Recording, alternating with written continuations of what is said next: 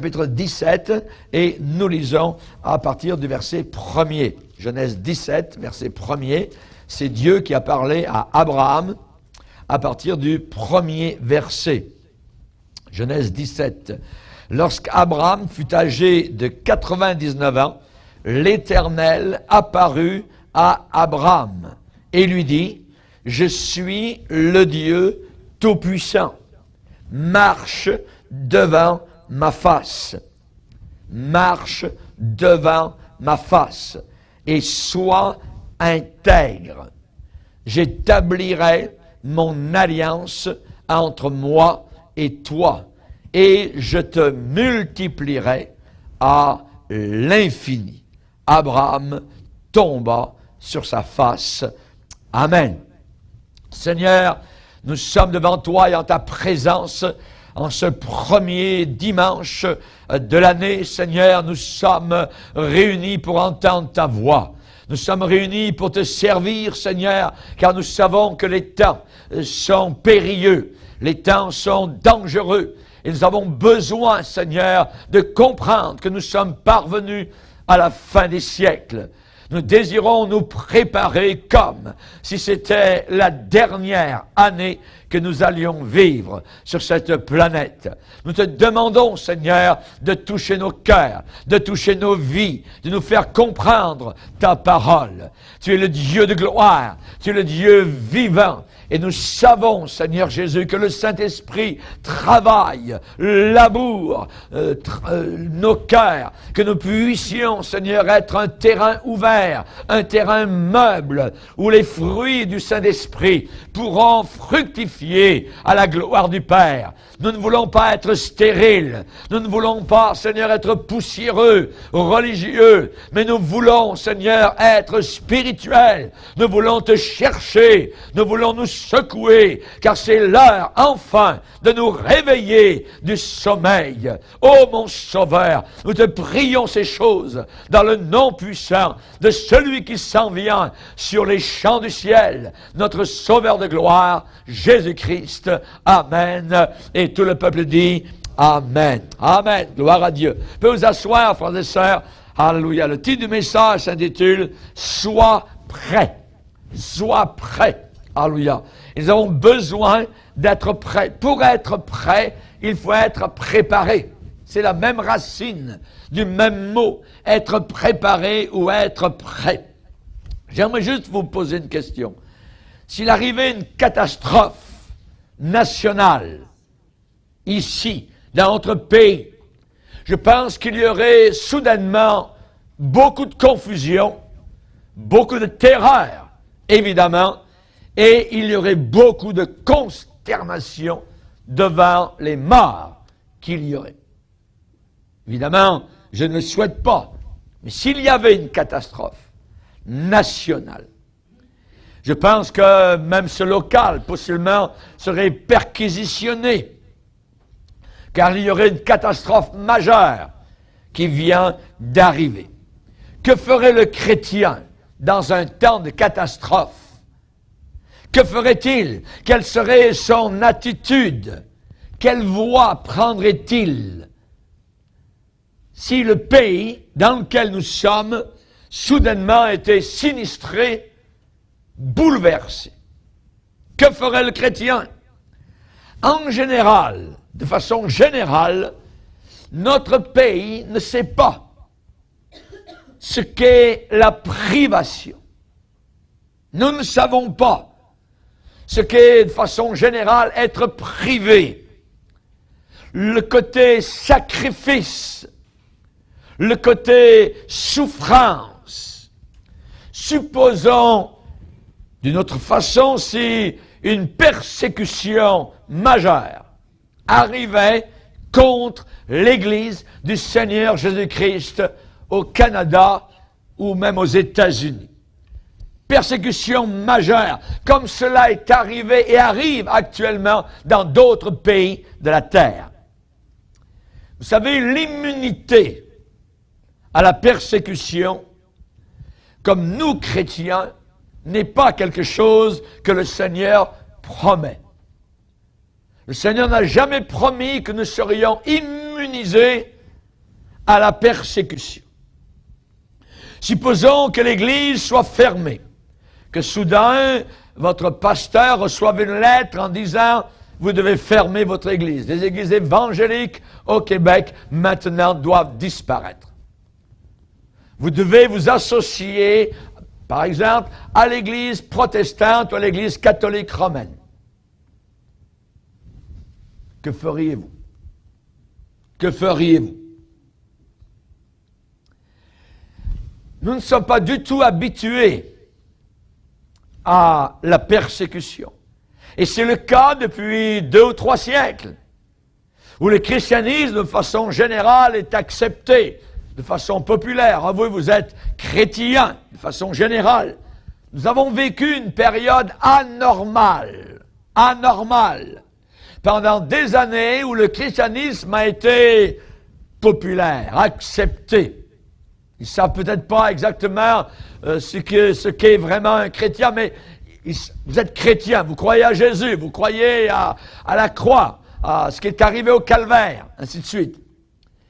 Mais Jésus-Christ a averti fortement que ceux qui voulaient véritablement le suivre, eh bien, ne seraient pas du tout populaires. C'est ce que Jésus a enseigné. Il a averti fortement que dans la plupart des circonstances, porter sa croix et des persécutions était la chose normale pour un chrétien. La normalité est d'être haï. C'est normal qu'un chrétien soit haï, soit rejeté, soit persécuté. Jésus lui-même l'a promis, c'est une promesse. Si le monde vous hait, sachez qu'il m'a haï avant vous. Si vous apparteniez au monde, le monde aimerait ce qui lui appartient. Mais parce que vous n'êtes pas du monde et que je vous ai choisi du milieu du monde, à cause de cela, le monde vous hait. Si le monde vous aime, vous êtes sur une fausse route. Parce que la Bible dit que normalement le monde doit nous haïr. Le monde incrédule, même le monde religieux, doit normalement nous haïr. Et si nous sommes aimés, alors nous sommes en train de suivre la voie des faux prophètes, qui étaient aimés de tout le monde. Chers amis, Jésus nous a avertis fortement en disant « Vous aurez des tribulations dans le monde, mais prenez courage, j'ai vaincu le monde. » Barnabas, ce fils d'exhortation, passait dans les églises chrétiennes au départ et leur disait « Attention, ne l'oubliez pas, c'est par beaucoup d'épreuves que nous devons entrer dans le royaume de Dieu. Par beaucoup de persécutions, beaucoup de haine que nous aurons à subir ici-bas sur cette terre. » Paul a écrit à Timothée, a averti un jeune pasteur en lui disant « Tous ceux qui veulent vivre pieusement en Jésus-Christ seront persécutés. » Tous. Aucun n'échappe. Jésus lui-même a dit, si quelqu'un veut venir après moi, qu'il se charge chaque jour de sa croix et qu'il me suive. De son instrument de torture, une croix, et qu'il me suive. Voyez, lorsque le temps de son retour allait approcher, Jésus a enseigné qu'il y aurait des problèmes graves pour ses enfants, pour les chrétiens qui désireraient rester fidèles donc à l'enseignement qu'il nous avait accordé. Et spécialement dans l'évangile de Luc, le Seigneur promet dans Luc 21 et au verset 12, il va dire, attention, avant tout cela, on mettra les mains sur vous, on vous persécutera, on vous livrera dans des lieux religieux, on vous jettera en prison, on vous mènera devant des rois et devant des gouverneurs à cause de mon nom. Cela vous arrivera pour que vous serviez de témoignage. Pour que vous serviez de témoignage. Mettez-vous donc dans l'esprit de ne pas préméditer votre défense. Car je vous donnerai une bouche et une sagesse à laquelle tous vos adversaires ne pourront pas résister ou contredire. Vous serez livrés, même par vos parents, même par vos frères, même par vos proches et même par vos amis. Et ils feront mourir plusieurs d'entre vous. Vous serez haïs de tous à cause de mon nom. Mais il ne se perdra pas un cheveu de votre tête. Par votre persévérance, vous sauverez vos âmes. Alléluia. Par votre persévérance, vous sauverez vos âmes. Nous n'avons aucune fondation biblique, aucune fondation spirituelle de croire que nous pouvons toujours échapper à la persécution à cause de Jésus-Christ. Non. Nous n'avons pas de promesse pour ça. Et le fait que nous ne soyons pas vraiment persécutés, c'est une condition anormale. C'est tout à fait anormal de ne pas être persécuté. La condition normale pour le chrétien, c'est de souffrir la persécution. Ça, c'est le normal des choses. Êtes-vous prêt à faire face à la persécution et à la mort pour Jésus-Christ? Pour le Seigneur Jésus-Christ. Que feriez-vous? Que feriez-vous? Et comme nous avons eu très peu de persécutions religieuses dans ce pays, je crois que sous la pression, s'il y avait véritablement une persécution, beaucoup de personnes chrétiennes, qui se disent chrétiennes, renieraient le Seigneur Jésus-Christ. Ils le renieraient. Les persécutions qui ont eu lieu et qui ont lieu actuellement dans beaucoup d'autres parties du monde pourraient arriver aussi ici. Nous devons réfléchir sérieusement. C'est la raison du titre de ma prédication. Sois prêt. Il y a besoin d'avoir une préparation à faire face à un vent contraire, à faire face à un vent violent, à un vent glacial de l'enfer contre l'Église du Seigneur Jésus-Christ. Et comme chrétien, que feriez-vous? S'il en découlait que vous deviez aller en prison ou vous devriez perdre vos biens matériels, renieriez-vous Jésus pour garder votre maison? Que feriez-vous? Que feriez-vous? Je crois que la plupart de vous, vous ne ferez rien de plus ou de moins que ce que vous faites maintenant. Si un temps de persécution arrivait, vous feriez exactement ce que vous faites maintenant. Pas plus, pas moins. C'est pas spécialement, on ne change pas parce qu'on est dans un temps de persécution. On est ce qu'on est. Il y a des gens, par exemple, qui pensent que si j'étais ailleurs, je serais autre chose. Ailleurs, ils seront exactement ce qu'ils sont ici. Et s'il y avait un temps de persécution, ça serait exactement ce que vous êtes ce matin, aujourd'hui. C'est pas moi qui vais au fond de votre cœur, Dieu connaît votre cœur. Mais vous ne changeriez pas spécialement parce qu'un temps de persécution terrible arriverait sur vous. Je crois que certains de ceux qui crient le plus fort au sujet de leur foi lâcheraient le plus vite. Beaucoup qui se vantent d'être courageux, courageuses, seraient les plus peureux. Beaucoup de ceux qui disent, comme Pierre l'apôtre, « Seigneur, quand tu serais pour tous une occasion de chute, jamais pour moi. Que tout le monde t'abandonne, pas moi. » Ils ne se connaissaient pas. Pierre ne se connaissait pas. Vous savez comment il a chuté, comment il a appris à se connaître, comment il a vu en lui une nature mauvaise, sale, pécheresse, traître. Les premiers à se chauffer les mains au feu du camp de l'ennemi seraient peut-être les mêmes qui disent, comme l'apôtre Pierre, « Seigneur, jamais je ne t'abandonnerai. » Et parlant des derniers temps, Jésus nous a avertis. Il a dit, « Alors on vous livrera au tourment. » Le tourment, c'est quelque chose qui nous tourmente. Par exemple, les démons sont appelés des esprits tourmenteurs. Quand quelqu'un est sous une puissance diabolique, quand le diable attaque, il y a à l'intérieur de l'âme chrétienne comme un tourment, qui est là, un combat qui se passe à l'intérieur. Et Jésus a dit, alors on vous livrera au tourment, on vous tuera. On vous fera mourir. Vous serez haïs de toutes les nations à cause de mon nom. Est-ce que cela correspond à l'évangile que vous entendez généralement autour de vous? Ou bien est-ce que c'est ce que Jésus a véritablement dit? C'est complètement différent d'évangile de prospérité, tout va aller bien, puis tu vas devenir riche, ainsi de suite, il n'y aura pas de problème. Non, non, non, non. Le Seigneur nous a donné sa parole et nous devons rester attachés à ses paroles. L'apôtre Paul parlait d'un jour mauvais à venir. Il a dit spécialement, c'est pourquoi prenez toutes les armes de Dieu afin de pouvoir résister dans le mauvais jour. Et nous sommes entrés dans une période mauvaise, très méchante. Déjà, le premier crime de l'année a eu lieu à Montréal.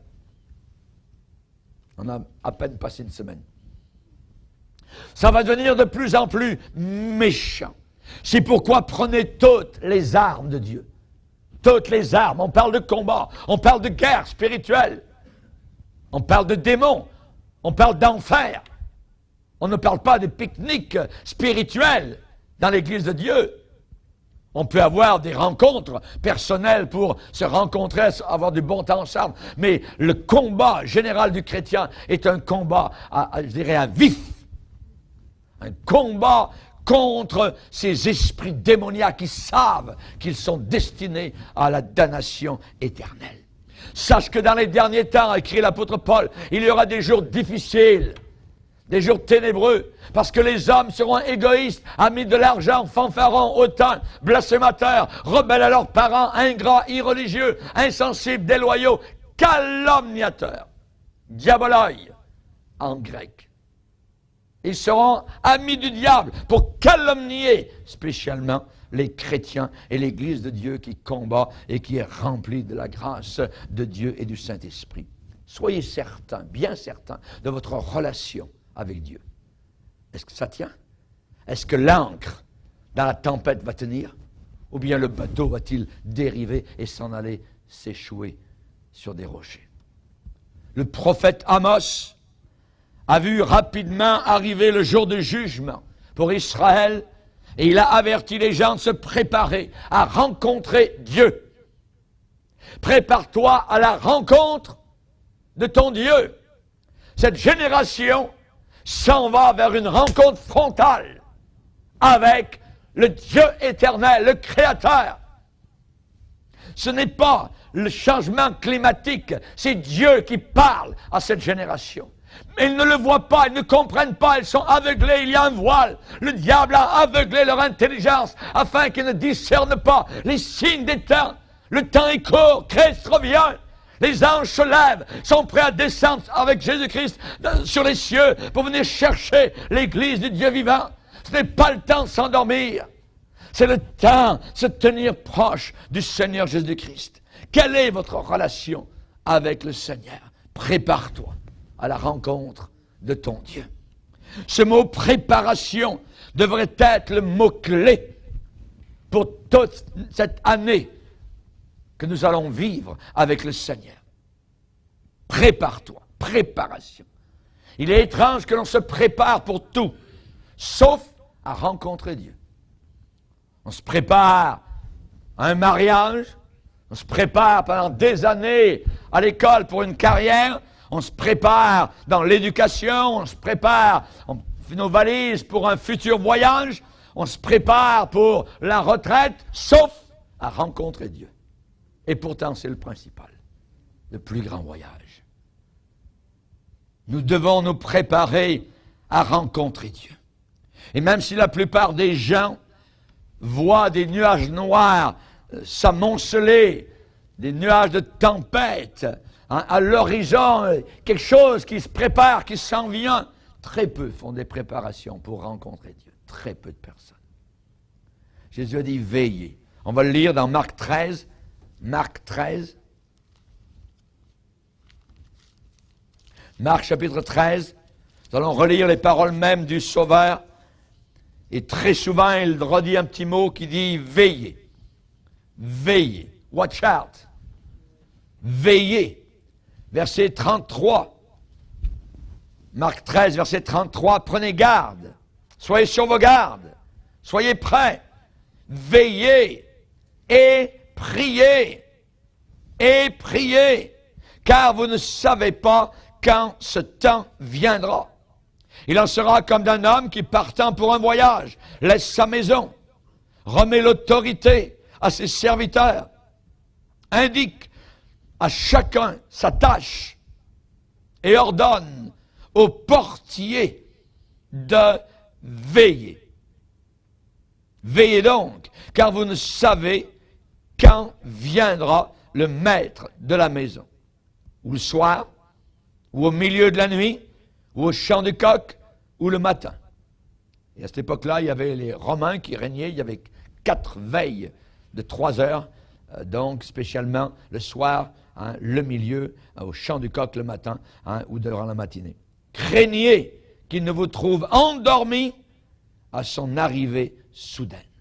Ce que je vous dis, je le dis à tous, veillez.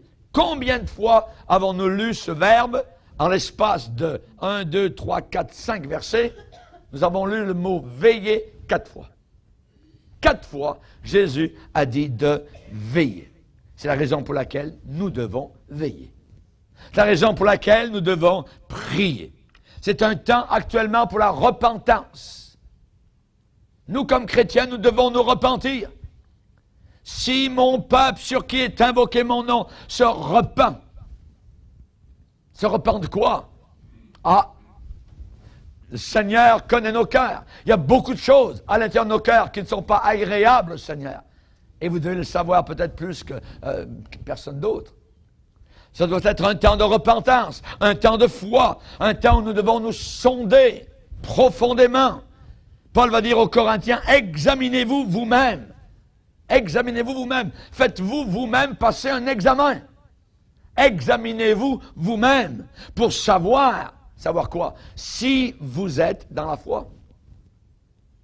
Si vous êtes dans la foi. Éprouvez-vous vous-même.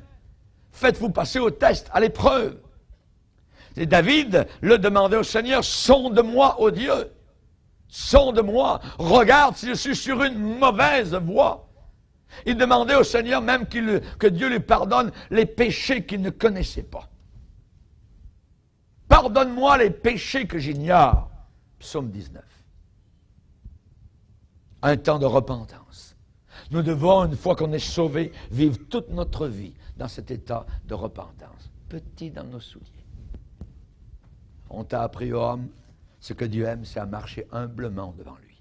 Tout petit, devant le Dieu de gloire, le Dieu vivant. Avez-vous été à la croix, où Jésus-Christ a versé son sang pour vos péchés? Peut-être on a besoin d'y retourner. Êtes-vous vraiment venu par la foi, confessant que vous étiez véritablement pécheur? Avez-vous vraiment reçu dans votre cœur Jésus-Christ comme sauveur? La croix, c'est le seul et unique endroit de refuge au milieu de l'orage du jugement. Il n'y a pas d'autre endroit. À la croix du Calvaire, c'est là le lieu de refuge.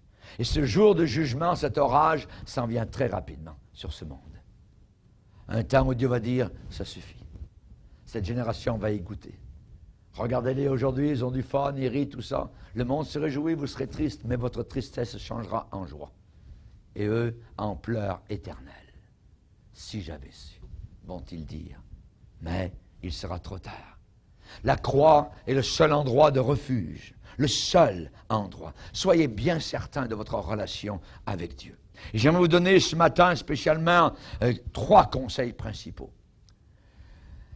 Apprenez à marcher. Je dirais même, apprenons ou réapprenons.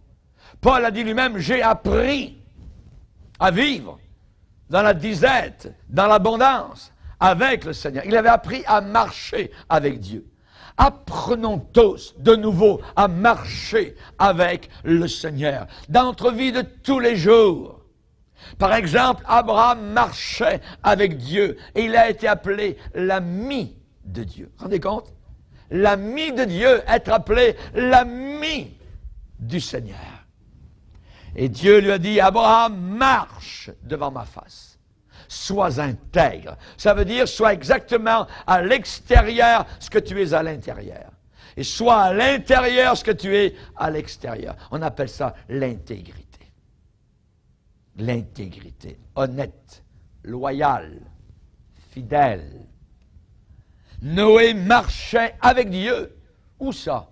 Dans sa génération, qui est ressemblante à la nôtre. Jésus a dit à la fin, la génération de la fin des temps ressemblera à celle de Noé. Les hommes mangeaient, buvaient, blablabla, ainsi de suite. Mais Noé marchait avec Dieu. Nous devons apprendre à marcher avec Dieu, imiter Noé, imiter Abraham. Quand le déluge d'eau est arrivé, Noé était sauvé. Noé était à l'intérieur. Il s'était préparé. Préparé. Marchez-vous avec Dieu comme l'a fait Moïse. Moïse marchait aussi avec le Seigneur à l'arrière du désert et Dieu s'est révélé dans le buisson qui brûlait, rappelez-vous. Dieu lui a donné un plan. Dieu a dit ce qu'il voulait qu'il fasse. Dieu l'a conduit. Enoch, avant son enlèvement, marchait avec Dieu. Élie a marché avec Dieu jusqu'au jour où il est arrivé au bord d'une rivière appelée Jourdain et il a vu un char de feu qui est venu le chercher et l'a emmené dans la gloire sans qu'il ne passe par la mort. Nous aussi, nous ne mourrons pas tous. Nous ne mourrons pas tous. Chers amis, l'enlèvement peut arriver ce soir. Ce soir. Tonight. L'enlèvement peut arriver ce soir. Il n'y a aucune prophétie à attendre d'accomplissement. Tout est accompli. Puisque l'apôtre Paul l'attendait même dans sa propre génération. Puisqu'il l'a dit, nous ne mourrons pas tous. Ce soir pourrait être la date de l'enlèvement. Est-ce que nous avons été prêts? Est-ce que nous avons fait des préparations? Comment sommes-nous? Marcher avec Dieu comme David, garçon berger. Quand est arrivé le temps de crise, alors il était prêt à rencontrer la crise, à y faire face, certainement. Joseph, dans l'Ancien Testament, marchait avec Dieu comme garçon, comme jeune homme. Et quand les jours de l'adversité sont arrivés, quand les puissances sexuelles ont essayé de l'entourer, il a dit « No, no way !» Il était prêt à riposter. Et nous avons besoin d'être prêts. Vous allez sortir tout à l'heure dans le monde pour toute la semaine. C'est rempli de démons, c'est rempli de puissances diaboliques, c'est rempli de convoitises. Allez-vous être prêts à faire face, à dire non, à résister à ces puissances ennemies? Joseph marchait avec Dieu. Il a dit « Non, madame, pas question. Comment commettrais-je un aussi grand péché? » Daniel marchait avec Dieu à Babylone, avec ses amis. Et quand le trouble est arrivé, Dieu était à côté d'eux. Que ce soit dans une fosse où il y a des lions, que ce soit dans une fournaise qui est remplie de flammes, prête à les brûler. Dieu était avec eux. Cependant, la Bible enseigne que Dieu ne délivre pas toujours ses enfants de l'adversité. Nous devons le savoir. Il y a tellement de gens qui sont actuellement dans le monde, qui sont venus faire un petit tour dans l'église, sont retournés parce qu'on leur a enseigné que maintenant il n'y aurait plus aucun problème dans leur vie, que tout irait bien. Ils sont repartis joyeux. Mais quand le diable a frappé, on ne m'a pas dit ça. On m'a dit que tout irait bien. On m'a dit que la vie serait un bol de cerises. On m'a dit que ce serait un tapis rouge, que je serais prospère, que j'aurais plus aucune dette, que ce serait merveilleux. Les prophètes sont venus me prophétiser dans cette église que tout irait bien, et ainsi de suite. C'est faux. Jésus a dit, vous aurez des problèmes dans le monde. Mais prenez courage, je suis avec vous jusqu'à la fin. Lâchez pas, n'abandonnez pas. Alléluia.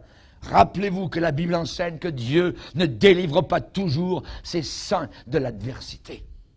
Dans Hébreux 11, on nous dit d'autres furent aussi fidèles qu'Abraham, que Moïse, que Daniel, que David. Et eux aussi, ces gens-là, ont marché avec Dieu, mais ils ont péri. Mais ils ont été tués. Mais ils ont été sciés. Mais ils ont été obligés d'aller dans des cavernes, dans des montagnes. Eux dont le monde n'était pas digne. C'est dans la Bible. C'est dans le Nouveau Testament. Alors, ces gens-là marchaient avec Dieu aussi.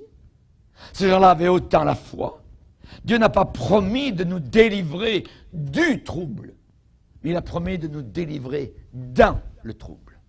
De venir avec nous là où on est à l'intérieur du trouble. Amen. Il a promis de venir avec nous, de marcher avec nous dans le sentier étroit, dans le milieu des problèmes. Rappelez-vous Étienne. Étienne était un jeune homme plein de foi, plein d'Esprit Saint. Hey, c'est quelque chose. Il est rempli de Saint-Esprit, il est rempli de foi. Et ils l'ont lapidé à mort. Ils l'ont tué. Mais il a eu une entrée triomphale dans le ciel. Je vois le ciel ouvert. Ça suffit. Je peux vivre pendant 1 an sur cette phrase-là. Je vois le ciel ouvert. Alléluia. Je vois le ciel ouvert. C'est merveilleux. Je vois le ciel ouvert. Est-ce que tu vois aujourd'hui si ton ciel est ouvert ou fermé? Comment il est ton ciel? Étienne était prêt à aller jusqu'à la mort. Ils l'ont lapidé. Si vous ne fortifiez pas l'homme intérieur en marchant chaque jour avec Dieu, alors que maintenant les choses sont faciles, eh bien quand la crise viendra, si vous ne fortifiez pas maintenant cet homme intérieur, quand la crise va arriver, vous serez secoué de peur. Vous serez comme une feuille qui branle l'automne. Vous allez lâcher. Et je vous le promets. Vous allez abandonner et vous n'aurez aucune force pour vous tenir pour Jésus-Christ. Si vous ne fortifiez pas l'homme intérieur, les événements de la fin des temps vont dévoiler ce qu'un chrétien est véritablement. Est-ce qu'il en a seulement l'étiquette ou s'il en a le fond? Les événements de la fin vont le montrer. Si tu cours avec des piétons et qu'ils te fatiguent, que sera-ce quand il faudra te mesurer avec des chevaux sur les rives orgueilleuses du Jourdain? Si aujourd'hui on est fatigué, si aujourd'hui on n'est pas capable de venir prier, vous savez la force de cette église ici? Je l'ai vue. J'ai vu exactement la force de notre église. Je l'ai vue vendredi passé. Elle est là. Pas besoin d'aller plus loin. La force qu'il y a dans la réunion de prière. Et si on n'est pas capable de venir à la réunion de prière, la reine de Séba va nous faire honte au jour du jugement. Elle a fait des milliers de kilomètres pour venir entendre la sagesse de Salomon. Mais nous préférons regarder la télévision le vendredi soir. Et le diable va vous en donner des programmes le vendredi. C'est à nous de choisir. Si tu cours avec des piétons et qu'ils te fatiguent, oh, fatigué. Pasteur, il ne faut pas abuser sur les gens. Il ne faut pas trop leur en demander. Je vais continuer durant l'année à vous en demander, et encore plus. Ah, je vais vous défier. Je vais vous défier. Pourquoi? Parce que si je ne vous défie pas, si je ne vous remue pas, nous allons tous mourir. Nous allons tous sommeiller. Nous allons tous nous endormir. Et aussi bon on a pu être dans le passé, aussi méchants nous allons devenir, parce qu'on a tous une nature pécheresse à l'intérieur de nous. Ne l'oubliez jamais. Si tu cours avec des piétons et qu'ils te fatiguent, c'est dur. Dimanche matin, pasteur, ça va suffire. Moi, je viens d'une religion où c'était le dimanche matin aussi. C'était toujours le dimanche matin. On était morts. On était morts. On allait en enfer. On marchait avec le diable. Et ce n'est pas parce que quelqu'un entre dans un garage qu'il devient automatiquement une voiture. Et ce n'est pas parce que vous entrez un dimanche matin dans un lieu appelé Église que soudain on est un chrétien rempli de l'esprit évangélique et que le Seigneur est avec nous. Peut-être le diable est avec nous, même assis dans l'Église. Si tu cours avec des piétons et qu'ils te fatiguent, Que sera-ce quand il faudra te mesurer à des chevaux? Il y a des puissances chevaleresques qui s'en viennent avec une vitesse effroyable. Que ferons-nous à ce moment-là? On ne tiendra pas. On n'aura pas la force parce qu'on ne se sera pas préparé. Parce qu'on aura pris dans les temps faciles que de nous donner les choses faciles. On n'aura pas eu cette discipline de venir devant le Seigneur, se secouer les puces quand c'était le temps de venir à la maison du Seigneur. Et un jour on dira, et on aura toujours les bonnes raisons, oh ben non, vous savez, on t'a fait connaître, homme, on t'a fait connaître. Ma responsabilité comme pasteur est de vous faire connaître les voies de Dieu. Moi, je n'aurai pas à répondre devant vous. J'aurai à répondre devant celui qui m'a appelé. Celui qui se tient sur le trône, Béma, mon sauveur. C'est à lui que j'aurai affaire. Mais il m'a commandé de vous dire la vérité. Et je veille, et je prends avec sérieux le rôle que Dieu m'a accordé depuis bientôt 40 ans de le servir. C'est merveilleux. Et de rester fidèle à sa parole. C'est pourquoi, dit l'apôtre aux Hébreux, nous devons d'autant plus nous attacher aux choses que nous avons entendues, de peur que nous soyons emportés loin de ces choses-là. S'attacher. Nous devons nous attacher comme une cordée qui monte. S'il y en a un qui chute, hop, il peut être retenu. Mais s'il n'est pas attaché, il descend au fond des ravins et il meurt. Nous sommes en cheminement, mes frères et sœurs. C'est pourquoi nous devons d'autant plus nous attacher. Vous devez vous fortifier aussi, deuxièmement, dans la parole de Dieu. Ce livre, la parole de Dieu. Commencez véritablement à le lire. À le lire simplement.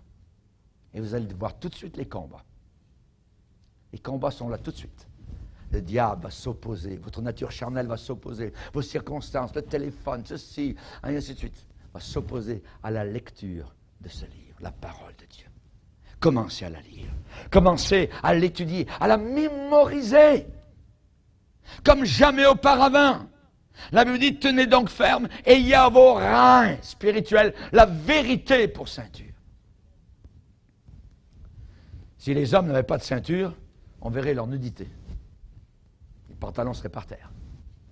Et si nous n'avons pas la vérité comme ceinture à notre armure spirituelle, nous sommes tout nus devant l'ennemi. Nous avons besoin de la vérité. La vérité, c'est la parole de Dieu. Ta parole est la vérité. La vérité, c'est la parole de Dieu. Lisez-la, assimilez-la, nourrissez-vous-en, qu'elle soit votre bâton, qu'elle soit votre force dans votre marche. Jeunes gens, vous êtes forts parce que la parole de Dieu demeure en vous, a dit Jean. Et vous avez vaincu le diable. Quelques versets, Satan a dû disparaître de la face de Jésus. Que Dieu soit béni. Nous devons être ceinturés, attachés à la parole de Dieu. Elle est vivifiante, puissante, c'est une forteresse, la parole de Dieu, une fortification, un rempart. Les hommes et le diable ont essayé, les philosophes, de la battre. Elle est là encore. Elle est immuable, invariable, puissante, cette parole-là. Les hommes la frappent et ils meurent, mais la parole de Dieu demeure. Beaucoup trop de chrétiens aujourd'hui sont pris par les affaires de ce monde. Beaucoup trop. Beaucoup trop pris par les affaires de ce monde. Beaucoup trop de chrétiens sont pris dans un filet d'intérêts matériels. Ils sont pris dans le web. Ils sont pris dans l'Internet de ce monde. Ils sont pris dans un filet de diversion matérielle. C'est la semence qui tombe. Ah oui, elle tombe, mais parmi les épines. Parmi les épines. Et un jour, les épines étouffent la parole de Dieu. Étouffent la parole de Dieu. Il n'est pas de soldats bons qui s'embarrassent. On parle d'embarras. de s'embarrasser avec les affaires de la vie s'il veut plaire à celui qui l'a enrôlé. Plaire à celui qui nous a enrôlés. La Bible, pour certains, de temps en temps, livre de référence, ainsi de suite, voyez, des faits bibliques, mais pour certains, elle est rarement ouverte. C'est la raison pour laquelle les faux prophètes vont proliférer cette année. Ça va continuer encore plus. C'est tellement facile d'avoir les chrétiens, ils ne lisent pas leur Bible. Ils ne sont pas sérieux avec Dieu. Ce sont des chrétiens qui peuvent danser, rocker, fumer, boire, tout ce qu'ils veulent faire. Il n'y a aucun problème, nulle part. Très facile à des faux prophètes d'arriver et de les séduire et de les emmener loin du Seigneur. Nous avons été avertis. Le Saint-Esprit dit expressément. Ça veut dire avec expression. Il dit, il parle, il exprime que beaucoup vont abandonner la foi à la fin des temps. Cette année, beaucoup vont abandonner la foi. La foi biblique, ça veut dire le corps de doctrine biblique. L'Église est tenue par un squelette qui est la doctrine, l'enseignement. Nous devons savoir ce que nous croyons. C'est très important. Mais aujourd'hui, les faux prophètes n'ont pas de doctrine. Le sang a presque disparu. La croix a presque disparu. La Bible, oui, on l'aime, on s'en sert. Elle est un beau paravent pour cacher les esprits diaboliques. C'est très dangereux. Vous devez vous fortifier vous-même dans la parole de Dieu. Applique-toi à la lecture, afin que tes progrès soient évidents pour tous. L'homme ne vivra pas uniquement de pain naturel, mais de toute parole qui sort de la bouche de Dieu. Consultez le livre de Dieu et lisez. Ésaïe 35. Votre âme, ce matin, est-elle anémique? Anémique. Je pense qu'il y en a beaucoup qui le sont. Pourquoi? Parce qu'ils vivent une famine de la parole de Dieu. Quand quelqu'un est en famine, il n'y a pas de force. Squelettique, vous voyez toutes les côtes, il ne se nourrit pas. Et bientôt, il va mourir. Tout ce qu'il veut faire, c'est se coucher. Il veut dormir. Laissez-moi tranquille, je meurs. Votre âme est-elle anémique? Beaucoup ont une âme anémique parce qu'ils vivent une famine des choses de Dieu. Ils n'ont aucune préparation pour un temps de crise qui s'en vient. C'est pas peut-être elle va venir, la crise s'en vient. C'est obligatoire. Toutes les générations qui ont suivi ce que nous suivons actuellement comme génération sont tombées sur un mur. Toutes. Toutes.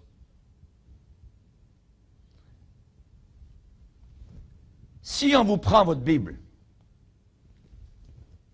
imaginez qu'on vous interdise que toutes les Bibles soient bannies. Et que maintenant, uniquement, c'est le Coran que nous devons lire. Ou le livre de Zoroaster, ou le livre des bouddhistes, ainsi de suite. Qu'allez-vous faire? Est-ce qu'à ce moment-là, la Bible sera inscrite dans votre cœur? Est-ce que vous aurez utilisé les années qui étaient avant pour la mémoriser? L'avoir dans votre cœur? Il y a beaucoup d'histoires qui sont venues des camps de prisonniers ou des chrétiens qui n'avaient pas de Bible. La Bible était interdite. Eh bien, ces gens-là, auparavant, avaient mémorisé certains passages, des grandes parties de la Bible. Et ils ont vu le bienfait à ce moment-là.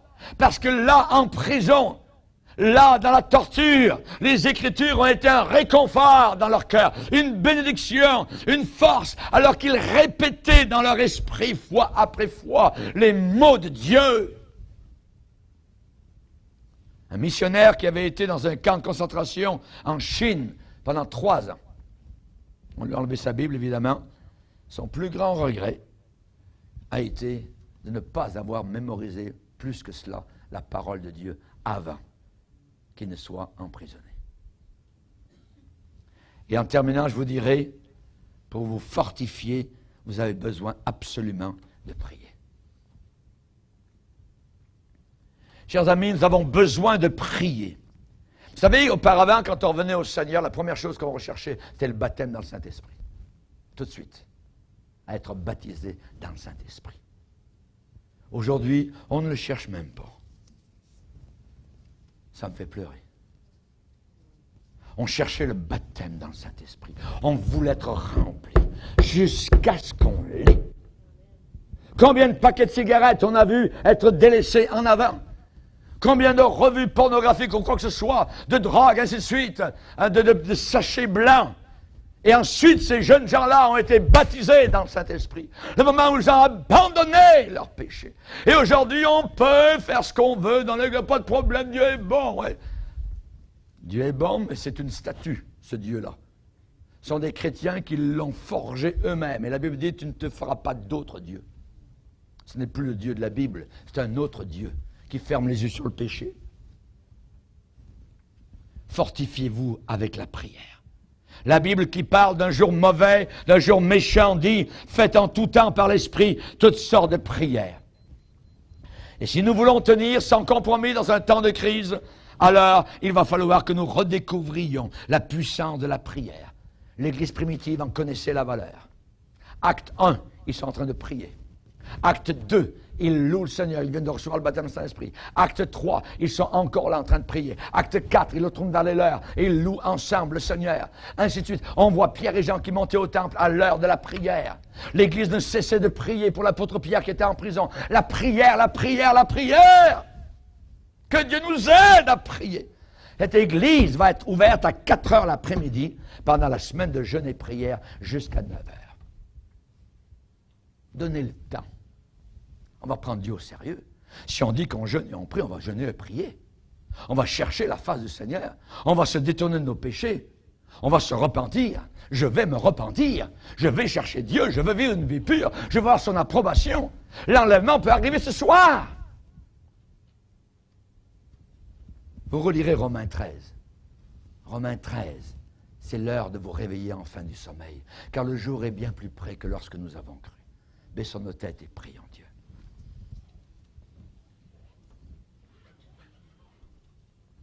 Seigneur, nous te bénissons. Seigneur, nous sommes devant toi, nous reconnaissons ta présence, Seigneur. Nous ne voulons pas nous endormir du sommeil de la mort et que l'ennemi derrière notre dos puisse dire « Ah, je l'ai vaincu ». Seigneur, nous te demandons que maintenant, qu'en début de cette année, nous puissions être saisis par le Saint-Esprit. Seigneur, si le christianisme doit survivre dans notre Église et dans le monde rempli de matérialisme, alors il faut que nous ayons un réveil de prière. Aide-nous à te chercher, Seigneur. Comme individus, nous devons nous repentir de ne pas prier suffisamment.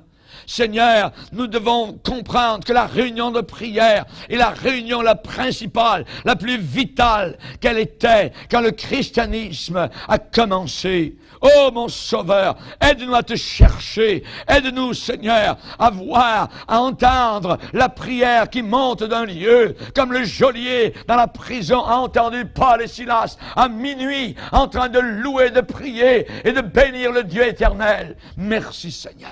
Nous devons, Seigneur, nous fortifier. Nous devons apprendre à marcher avec toi. Nous voulons être prêts pour cette crise terrible qui s'en vient sur le monde entier. Aide-nous, Seigneur, s'il te plaît, à courir avec des piétons et à ne pas être fatigué. Parce que bientôt, il faudra se mesurer avec des chevaux. Seigneur, aide-nous à payer le prix. Aide-nous, s'il te plaît, Seigneur. Le monde nous fatigue, le travail nous fatigue, la télévision nous fatigue, beaucoup de choses nous fatiguent, mais dans ta présence, nous sommes renouvelés, Seigneur. Combien de fois nous sommes venus à l'église fatigués et nous sommes repartis, remplis, heureux, bénis, renouvelés par ton Saint-Esprit. Pardonne-nous notre manque de reconnaissance, Seigneur. Tu nous as bénis si souvent. Et combien de fois nous avons pris pour acquis tes bénédictions. Que nous puissions cette année, Seigneur, te dire: nous voulons te chercher. Nous voulons réapprendre à entendre la voix de l'Esprit. Nous voulons te demander des choses. Nous voulons te prier. Nous voulons discerner, car nous voyons autour de nous les nuages noirs du jugement s'amonceler. Déjà bientôt l'orage va éclater. Bientôt le tonnerre va gronder, Seigneur. Et beaucoup de chrétiens seront pris dans la tourmente, dans la tempête, car ils auront été non préparés. Seigneur, nous te demandons que nous puissions le faire et non pas uniquement le dire. Amen. Amen. Levons-nous ensemble, frères et sœurs.